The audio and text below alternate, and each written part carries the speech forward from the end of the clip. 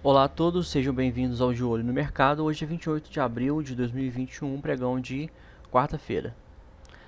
Tá? E o mini índice, ele havia dado uma queda, né, monstruosa no pregão de ontem, assustando a todos. Tá? E hoje ele tem uma reagida contrária, tá? Formando um candle altista barra elefante de força, tá? Na direção contrária. Né? Aqui nós havíamos delimitado a máxima e a mínima. E eu havia falado, né, que se rompesse a mínima do pregão de ontem, né, seria tragédia. E hoje ele reagiu abrindo tem gap de alta e subindo aí o mini índice, tá? O que acontece? Hoje, às 1h25 da tarde, eu fiz um estudo do mini índice e publiquei tanto no canal dos assinantes quanto no canal aberto. Se você não está no canal aberto no Telegram, pelo link da bio do Instagram você consegue acessar. Ou só ir no Telegram, né? Porque o Telegram permite que você faça uma pesquisa, tá? E você digita grafistas e você vai encontrar o nosso grupo, nosso canal, na verdade, né? Aberto. A diferença entre canal e grupo é que no canal as pessoas não podem comentar, elas só recebem o conteúdo, e no grupo elas podem comentar. Para que você possa participar do nosso grupo, você precisa ser assinante da Grafistas. Tá? Nós temos um grupo exclusivo com os assinantes. Ok? Eu havia feito esse estudo a 1h25 da tarde do mini índice no gráfico de 5 minutos, tá? Mostrando que houve a formação de um pivô de alta, né? Onde a cabeça do pivô está aqui na região de 120.742 pontos. Ele fez uma lateralização e aí eu fiz uma projeção de Fibonacci, colocando a retração de 61.8 na cabeça do pivô e falando, olha, o alvo de 100% deste pivô é acima da máxima de ontem, tá? O gráfico de 5 minutos está nos mostrando que os preços vão romper a mínima, a máxima, aliás, do pregão anterior. Eles vão continuar em movimento de alta e este é o alvo, tá? O alvo traçado foi atingido, ok?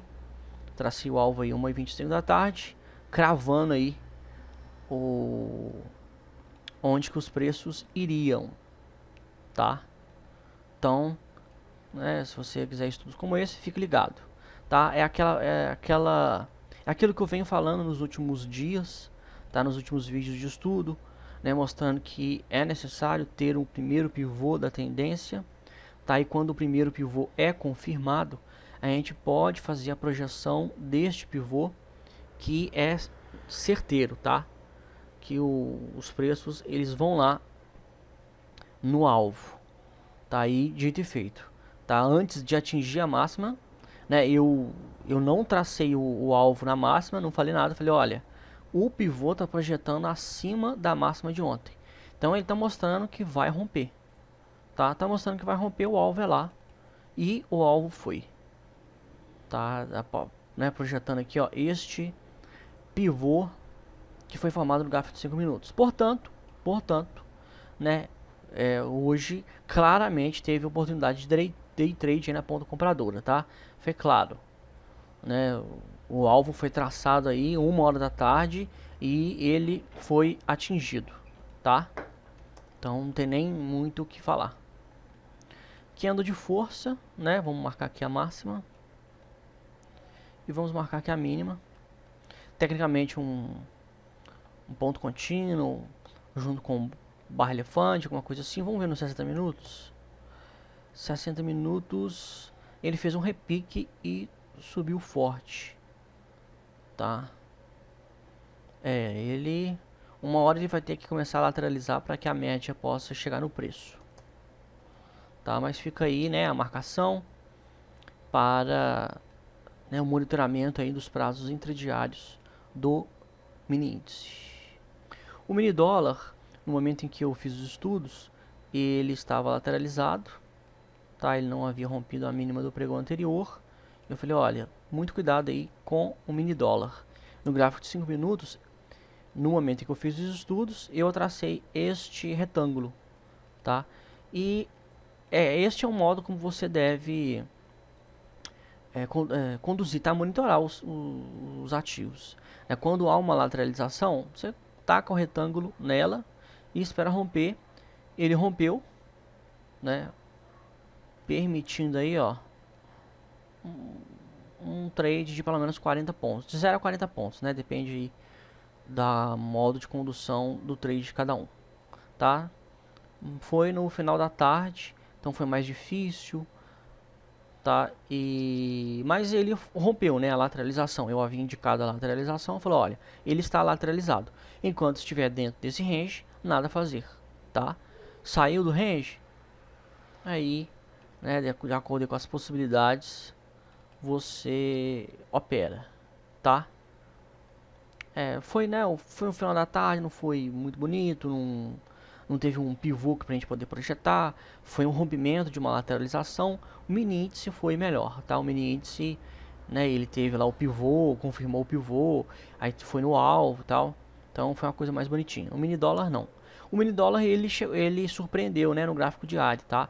Eu achei que essa lateralização ali ia continuar até que a média de 20 fosse no preço. Tá tendo venda aí pesada aí de dólar, tá? Venda pesada de dólar, né? Surpreendeu este movimento, tá? De qualquer forma, é mais difícil, né? As pessoas fazerem operações pelo gráfico diário do mini dólar, montarem posições, mas eu não montaria posição no mini dólar no gráfico diário, tá? Melhor você ir nos prazos menores, tá? Aí, como sempre, aí, marcar máxima, marcar mínima, né? Monitorar aí os movimentos laterais, os movimentos de tendência, tá? O mini dólar tem uma volatilidade que, a meu ver, ela é maior do que o mini índice, tá? Bem maior, né? Até porque tem aí o Banco Central também entrando como vendedor e tudo mais, então, né? E acaba gerando uma série de ruídos, tá? Não sei se essa venda aqui foi resultante de atuação do Banco Central, não sei, mas está afastado da média de 20 períodos, então posições de swing trade pro dólar não é interessante. Esse repique, né? Quando não vai até na média de 20, quando ele dá uma quebrada antes e continua na direção da tendência, a gente chama de repique, tá? Correção é quando o preço ele vai até na média, né, no de 20 períodos, tá? Ele vai corrigir na média. Esse é o movimento de correção. Repique é quando ele corrige. O movimento de correção foi muito pequeno, né? Não chegou aí na média e ele retoma já o movimento da tendência, tá? Repiques são quando você vai na média, você, né, ele dá para você fazer a projeção e tudo mais. Repiques são mais arriscados, né? Você entrar pesado em repiques. Eu prefiro entrar pesado em movimentos de correção, tá? É interessante que é o seguinte, né? Lá no mini índice, olha só, nós temos aqui, ó, um candle a partir da média de 20 períodos de força, né? Aqui eu enxergaria como um ponto contínuo. Se vai para o BOVA11, que é o ETF do Ibovespa, eu não vejo ponto contínuo, tá? Ele formou um candle altista, mas afastado da média de 20, tá? A gente pode ter um power breakout, né? Pode ter uma possibilidade de entrada aqui em cima, tá? Mas o BOVA11, pelo que ele está mostrando aqui, ele continua em movimento lateral, tá? Não foi um candle de força a partir da média, então eu não vejo ponto contínuo. O ponto contínuo, o stop, ele já é logo abaixo. Aí, olha só, né, existe uma distância, né, porque no ponto contínuo a média ela tá grudada no candle, tá? Ela tá grudada na mínima do candle, assim como aqui, ó. Aqui no mini índice, olha só, a média tá grudada na mínima do candle, porque o candle ele foi formado a partir da média. Então, no ponto contínuo, isso daqui é um ponto contínuo, tá? Um pouco abaixo é o stop, né? Abaixo da média de 20, e um pouco acima é a ordem de entrada, tá? Então, se a gente fazer a projeção aqui, ó, de 100% deste movimento aqui, vamos ver onde vai dar.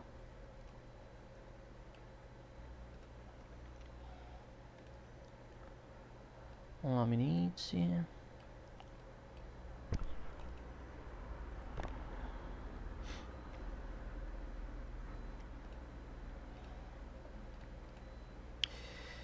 de 100% vai dar em 124.644.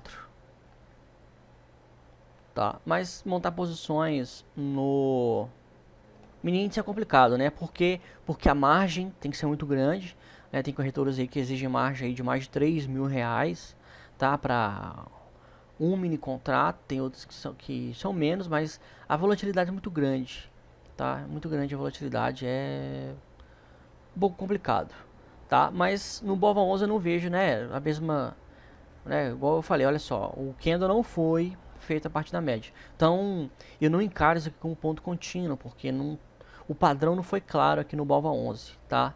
Não foi o mesmo.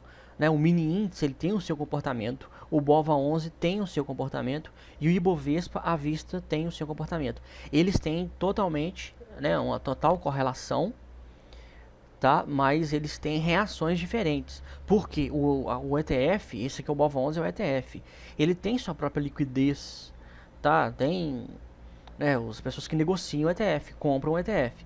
Tem pessoas que negociam o mini índice futuro, né? E o mini índice, como exige margens maiores, quem acaba fazendo posições são grandes fundos, né? E eles têm muito dinheiro para poder fazer posições. Então, né, é um fluxo muito grande de dinheiro, muito maior do que no BOVA11, tá? Então, a volatilidade lá é maior, né? A extensão dos preços é maior. Você pode ver que o candle de hoje lá foi um baita barra elefante, aqui não foi. Então, né, existem essas diferenças, por isso que, né, você operar BOVA11 olhando para o mini índice não faz sentido, tá? Você tem que operar BOVA11 olhando para o BOVA11, né? Afinal de contas, ele tem o seu próprio gráfico, com os seus volumes e etc. Né? O Small já não fez, o ETF do índice Small Caps já não fez um candle altista, tá? Ele corrigiu aqui ontem, né, num pregão aí de grande volatilidade, na média de 20, voltou, tudo indica que vai lateralizar, tá? O indicativo, se eu for chegar a uma conclusão baseado na informação que eu tenho hoje, ontem eu estava pessimista por conta do candle, né, do baixista, tá? Hoje eu já não estou otimista, né, que vai subir. Eu considero que, olhando o BOVA11 e Small 11, vão continuar em movimento lateral, tá? Até porque, já olhando de uma vez aqui, o SP500 continua também em movimento lateral, tá? E como tem uma correlação positiva, né, o Ibovespa com o SP500, então a tendência é que o SP500 ele influencia o Ibovespa para que o Ibovespa possa ter o mesmo comportamento que o dele. Basicamente é essa.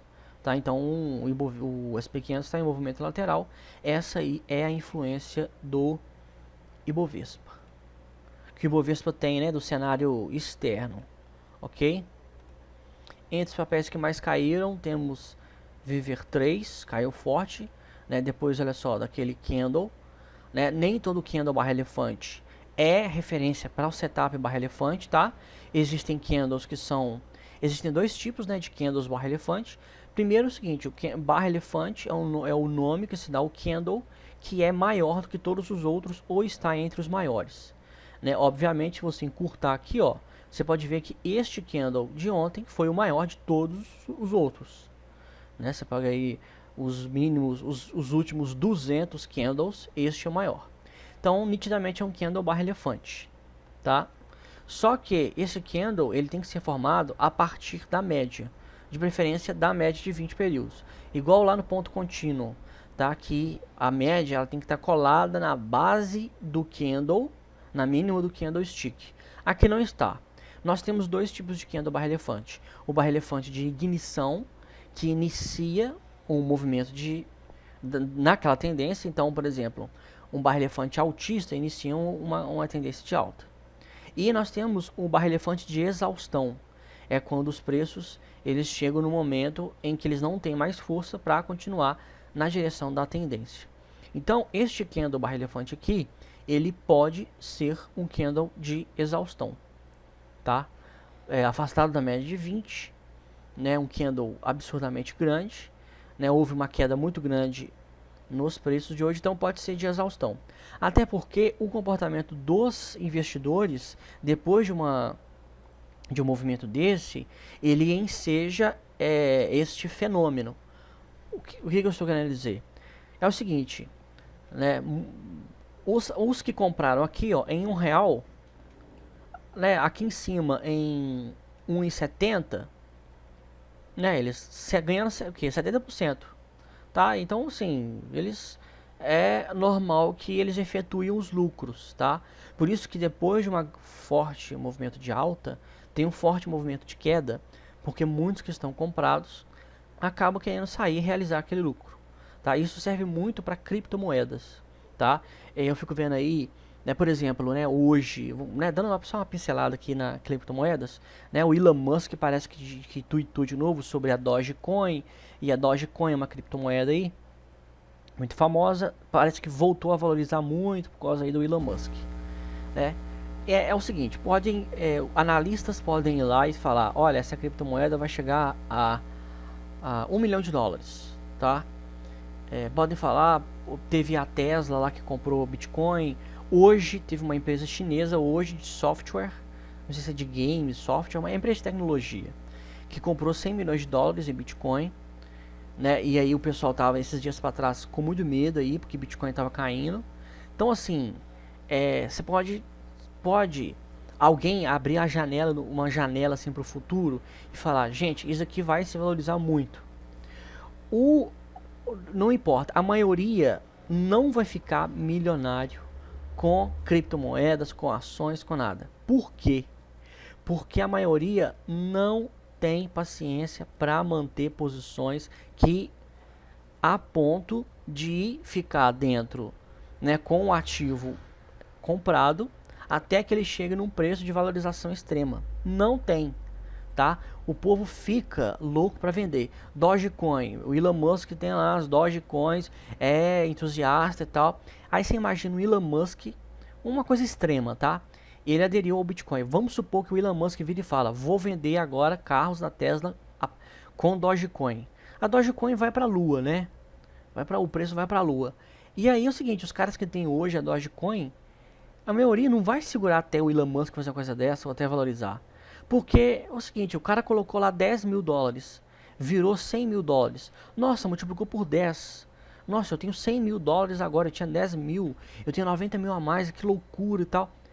E o cara vende. E aí o cara vê o preço chegando num patamar em que os $10 mil que ele colocou virou $1 milhão.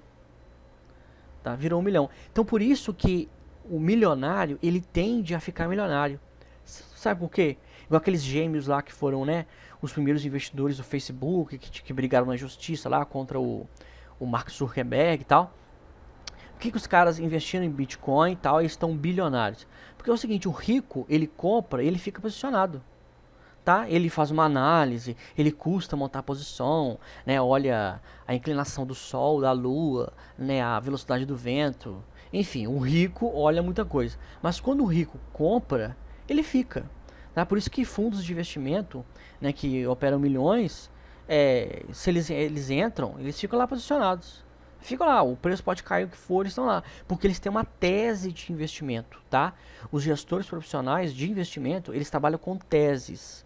As teses é o seguinte, eles analisam e tal, falam, peraí, isso daqui, essa empresa aqui, essa criptomoeda, esse negócio aqui vai lucrar porque uma série de fatores, tá? Analisam as leis, tributação, não sei o que, enfim, é uma série de fatores e eles ficam posicionados. Por quê? Porque para você multiplicar um capital em 100 mil, 100 mil%, você precisa ficar bastante tempo posicionado. Olha Bitcoin. Bitcoin foi criado em 2009. Nós estamos em 2021. Né? Hoje o Bitcoin está batendo aí, ó, mais de 300 mil reais. Tá? Há 10 anos atrás estava quanto? Nem R$ 1.000. Hoje é 300 mil reais. E aí o cara que comprou há 10 anos atrás hoje está feliz da vida. Mas é aquela, ele vai vender hoje, está vendendo por 300 mil reais. Existem analistas, e aí isso eu não sei, não opino, que acham que vai chegar a R$ 1 milhão. Acho que vai chegar a 1 milhão o preço do Bitcoin, tá? E aí é o seguinte, vamos supor que esse analista dá certo. Esse cara que comprou há 10 anos atrás por menos de R$ 1.000 e hoje está com 300 mil reais na carteira, se ele vender hoje, ele não vai ver chegando a 1 milhão, ele não vai ficar milionário.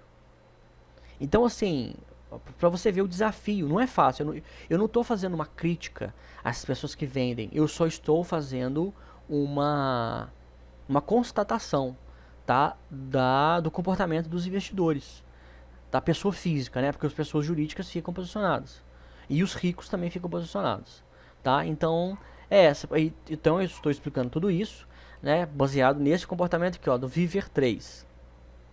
Viver 3 pode cair muito mais. E aí a pessoa física que comprou, o cara tá desesperado. Agora, a pessoa jurídica ou o rico que comprou, ele tem uma tese de investimento, tá? Com essa empresa aqui, uma análise fundamentalista, não sei o que e tal. Então, assim, o cara não vai vender. O cara comprou um 1,50, olha só, a ação que tá 1,50, a ação é barata demais. Né? R$1,50 é barato para qualquer um. Né? Qualquer um, com R$100 você compra 100, com R$1.000 você compra mais de 1.000 ações. Então, assim, né, você monta uma posição aí grande. Então, por isso que acontece isso, tá? Esses grandes movimentos de queda, né? Então, os grandes investidores, eles têm essa coisa, você ter a capacidade, é um desafio muito grande, até mesmo para os investidores profissionais, identificarem se um grande movimento de queda é um ruído ou é um evento. Quem quer saber a diferença entre o ruído e o evento, né, basta acessar aí o nosso último capítulo analisado no nosso clube de leitura, tá? O último capítulo analisado lá. Até igual o Home 3. Home 3, o primeiro trade que eu havia visto em Home 3 foi lá embaixo, na região de R$10. Aqui nós começamos a operar um Home 3. Home 3 já está quase R$40. Quase R$40. Home 3 estava a 10, está quase 40. O camarada que comprou lá R$10.000 já está quase R$40.000. Tá? Mas só que tem que aguentar esses períodos aqui, ó, de correção. Tem que aguentar. Tá vindo outra correção aqui agora, ó. É o segundo papel que mais caiu. Caiu 9, um pouco mais, 9,03%. Tem que aguentar. E tem que aguentar mesmo. Tem que ver tem que ter estômago para ver o seu dinheiro subir e cair o valor do seu dinheiro toda semana, tá? Mas o cara tem uma tese de investimento, ele fez uma análise que ele chega à certeza que vai chegar lá.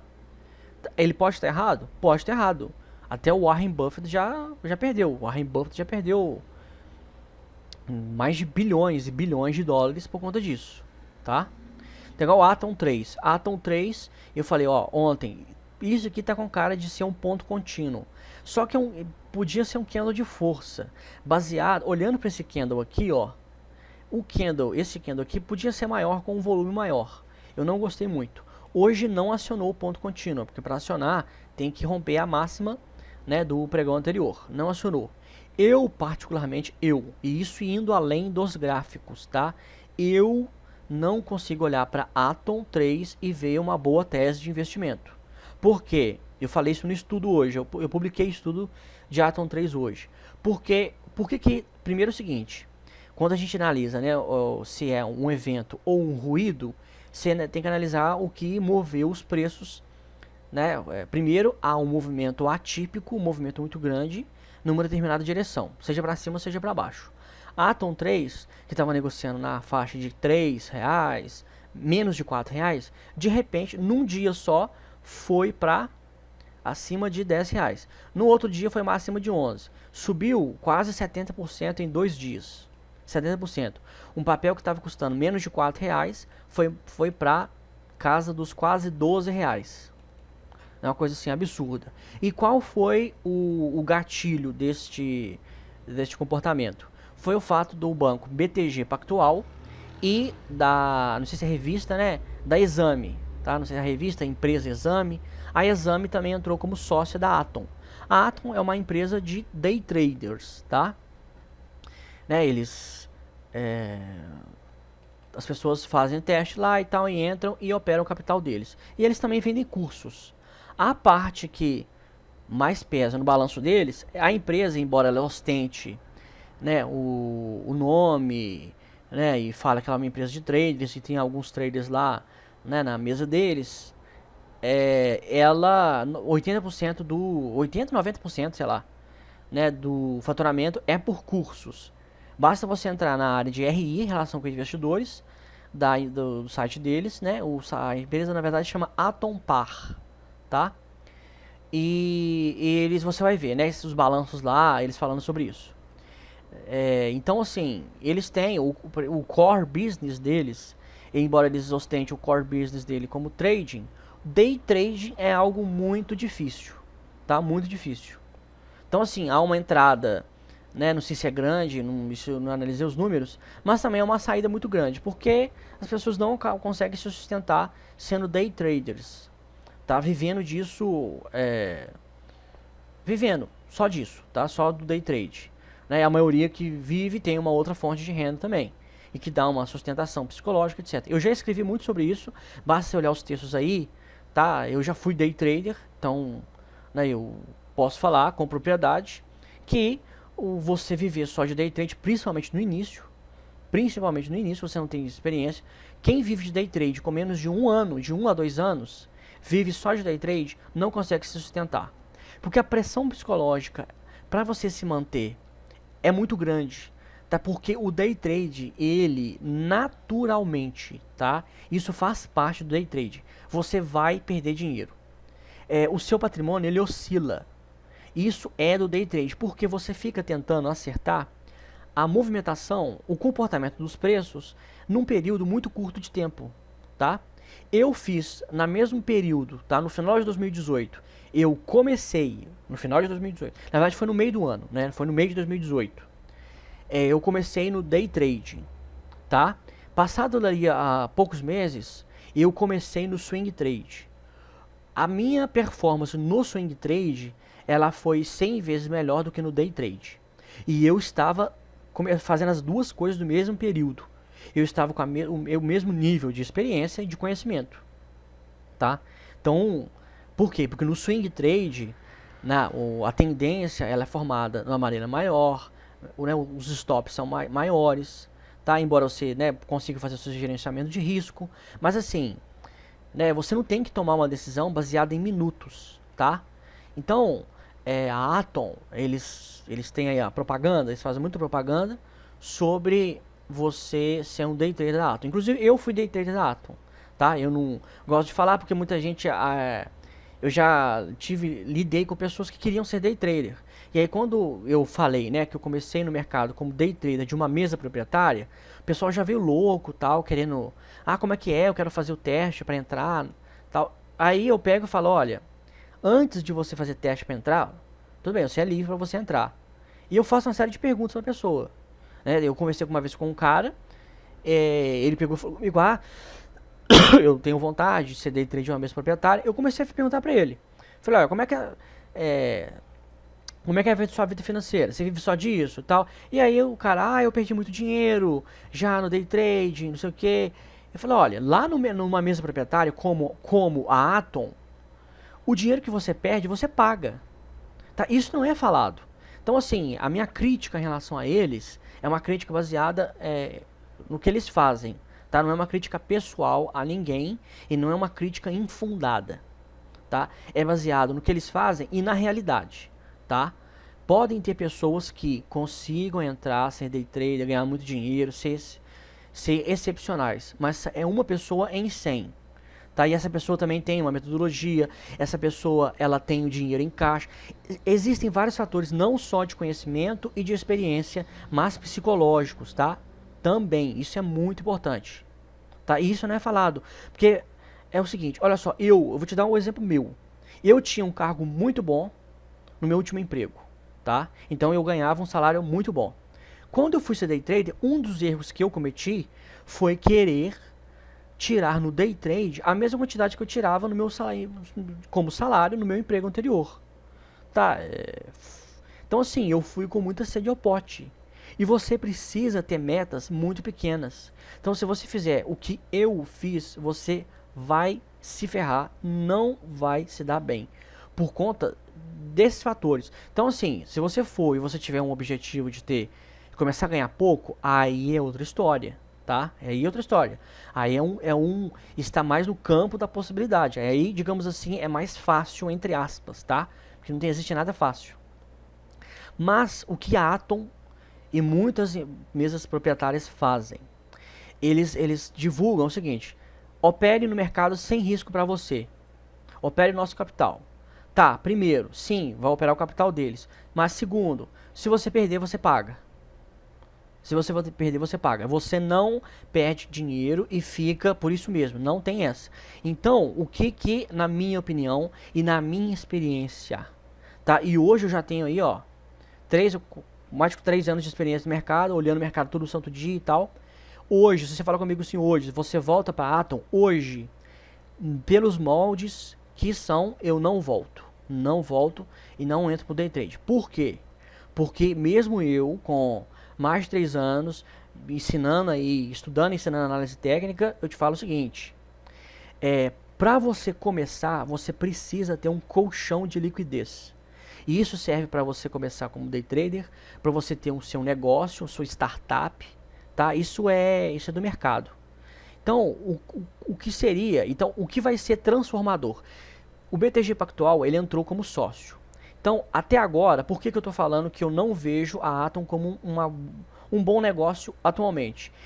Eu vejo essa valorização aqui, ó, infundada. Porque o BTG Pactual e a Exame, eles não divulgaram, né, nenhum projeto junto à Atom. Simplesmente entraram como sócios e os papéis da Atom subiu como lucro. Esta alta, ela pode ter sido feita pelo próprio BTG, que injetou capital com o fundo de investimento deles, milhões e milhões, e aí isso resultou nesse movimento de alta, tá? Porque em termos fundamentalistas, digamos assim, em termos de projetos, não teve nada. Até agora não teve nada. Então, assim, o que vai ser revolucionário para a Atom? E aí eu vou tirar o chapéu para eles e falar, beleza, agora sim, né, o mercado, eles se estruturaram de uma maneira positiva e que vai permitir muita gente não apenas ser lucrativo, mas gerar dinheiro para eles também, né? Isso é óbvio. Todo negócio tem que gerar dinheiro. É o seguinte, eles têm que ter um programa que invistam em day traders, tá? Eles têm que ter um programa que consiga fazer uma peneira e identificar essas pessoas que são excepcionais, dar dinheiro para essas pessoas queimarem, porque é preciso queimar dinheiro. No day trade você precisa queimar dinheiro. Porque você precisa ter a prática, a experiência, o feeling que só a prática vai te conceder. E até você adquirir isso, você tem que perder dinheiro. Isso faz parte da atividade. Tá? Não adianta alguém falar qualquer outra coisa contrária que não é verdade. Então, eles precisam ter o dinheiro. Só que quem vai queimar dinheiro com pessoas? Tá? Falar, beleza, você aqui é inteligente, aqui ó, vou queimar 50 mil reais com você. Você não vai queimar dinheiro com qualquer um, senão a empresa vai falir. Tá? Isso é óbvio. Só que, para você, né, você tem que primeiro selecionar os melhores. E tem que ter um processo de seleção muito grande. Então, eu entrei na Atom. Eu fui day trader da Atom. Como eu entrei?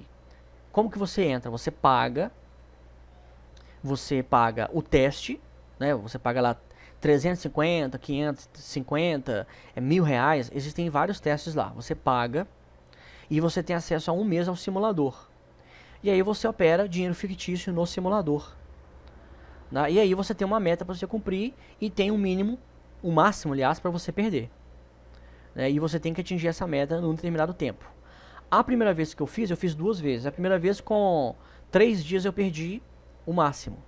E pronto, você perdeu, você tá fora. Você perdeu, eu paguei lá o dinheiro lá com o teste e tal, tô fora. Tem mais o que fazer. Fui tentar a segunda vez. Na segunda vez, com menos de uma semana, eu consegui bater a meta. E aí eles têm um mínimo aí de um pouco mais de uma semana como mínimo. Então assim, eu operei, né, consegui atingir a meta lá e tal, e tive que ficar esperando para ter um tempo mínimo para entrar. Então assim, eu não tive entrevista, não tive nada, mais nada. Eu simplesmente consegui bater a meta no simulador e entrei, assinei um contrato como prestador de serviços, como trader, autônomo, né, e tudo mais. E aí comecei a operar o capital da empresa, tá? Comecei a operar em ações.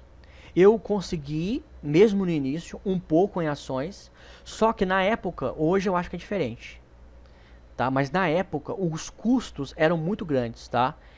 Só o custo, por exemplo, do Profit Chart, eles obrigam, né? Isso tá na liberdade deles, tá? Isso aqui não é uma crítica. mas eles obrigam os traders a utilizarem o Profichart Pro. E na época eu tinha que pagar R$ 370 de Profichart Pro. E esse dinheiro tinha que sair do meu bolso. Fora, né, a porcentagem de comissão que eu ganhava e o resto era deles. Então assim, nas ações eu acabei ficando meio que no 0 a 0.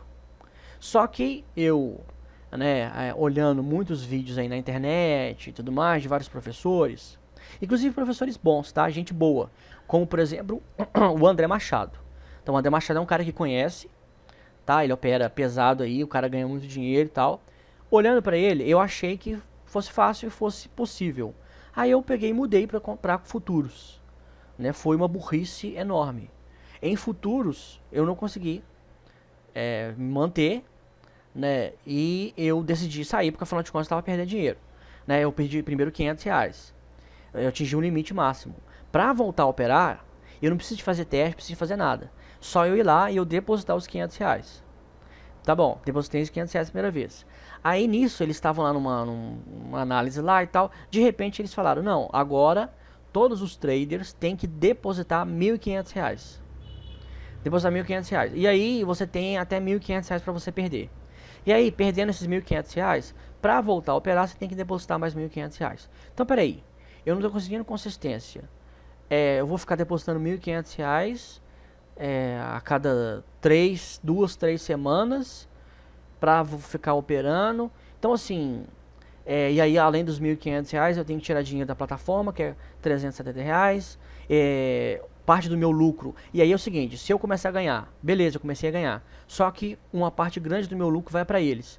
Então, assim, o peso maior era nas minhas costas, tá?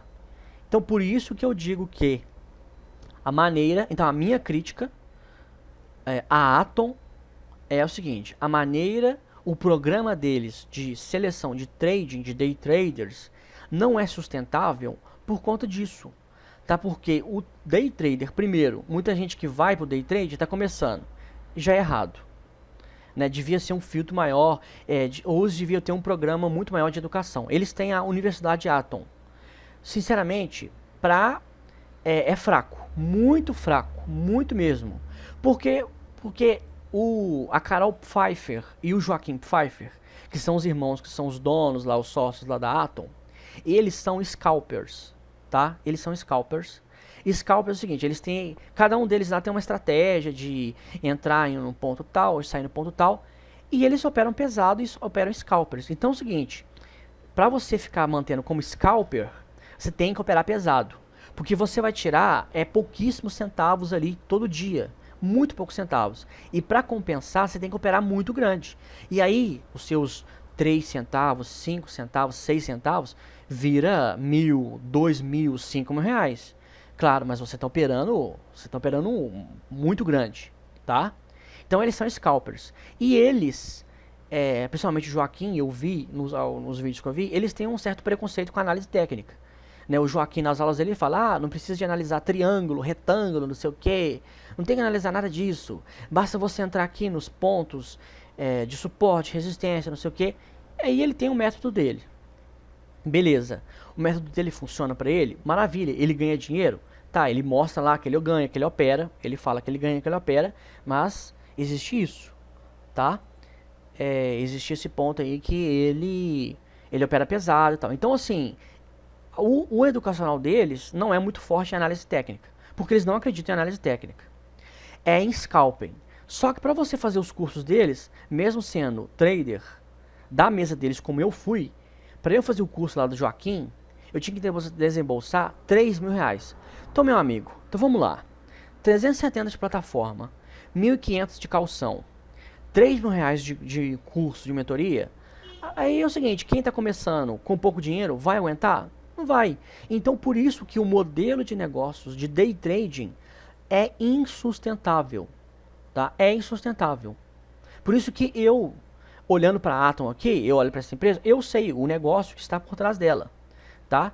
Eu sei que eles faturam, por exemplo, teve um semestre aí que eu vi o balanço deles, foi 8 milhões aí, quase 8 milhões de faturamento. Não, foi 8 milhões? Foi uma coisa dessa. Um pouco mais do que isso. E aí na verdade foram mais do que isso, tá? E 8 milhões correspondia a, sei lá, 90%, eles faturaram só com a venda de cursos e mentorias. Então, o modelo de negócio deles é mais para a área educacional, não é para trading. Até porque o modelo de trade deles não é sustentável, tá? Porque precisa disso, tá? Então, assim, eu acabei falando, né, sobre isso, porque eu fui falar da Atom, mas eu acho sensato, tá? Eu acho assim, eu já estive lá dentro como day trader, lá dentro não, prestei serviço para eles, né? Porque você não é funcionário da empresa, tá? Você presta serviço. Então eu já prestei serviço para eles e tal, e essa é a realidade, tá? Então assim, eu acho o marketing deles é incompleto. É um pouco até criminoso, tá? É um pouco até criminoso você fazer uma propaganda dizendo que as pessoas vão operar sem risco, sendo que, na realidade, elas não vão operar sem risco. Porque o dinheiro que elas vão perder, elas têm que pagar. A empresa não fica com prejuízo, tá? Então, assim, eles estão errados de fazer isso? Não. Não estão errados de fazer isso. O fato é o seguinte, você faz propaganda, a sua propaganda tem que ser completa, tá? Então, você virar e falar que as pessoas vão operar sem risco, você tem que falar também que se as pessoas perderem dinheiro, elas vão ter que tirar dinheiro do bolso. E isso é desonestidade, tá? Isso é de desonestidade. Então é o seguinte, BTG Pactual entrou como sócio, beleza, maravilha, tá? A empresa vai decolar, vai acertar os eixos, vai ser lucrativa, vai ser boa, se tiver um bom programa de trading. A não ser que ela queira atuar só na área educacional. Também ela tem liberdade para fazer isso, bacana também, não tem nada de errado nisso, tá? Mas em relação a ser uma mesa proprietária, pelos parâmetros que são hoje, são insustentáveis, tá? Insustentáveis. E você que está querendo ser day trader, seja da Atom, seja o que for, né? Você analisava aí os seus objetivos, porque não é uma coisa fácil, tá? Então fica aqui a dica, ok? Qualquer dúvida, estou à disposição, tá? Um abraço a todos e se Deus quiser, até amanhã.